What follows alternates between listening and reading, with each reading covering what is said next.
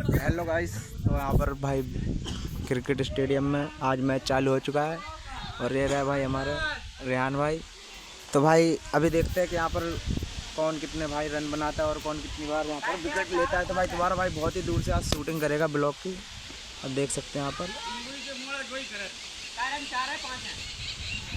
Run 4 हो चाहे 5 हो, अभी तो शुरुआत हो चुकी है इस गेम की भाई। अभी 1 ओवर में कितने रन है? 1 ओवर में 1 ओवर हो चुका है और 4 रन हो चुके हैं यहाँ पर। तो अभी देखते हैं भाई कि रन और कितने ज़्यादा बनने की यहाँ पर संभावना है। 6 ओवर का ये मैच है और भाई पैसे इसमें लगे हुए हैं 250 रुपये। तो आप भाई देखें आप लोग मैच कितने ओवर का हो रहा है।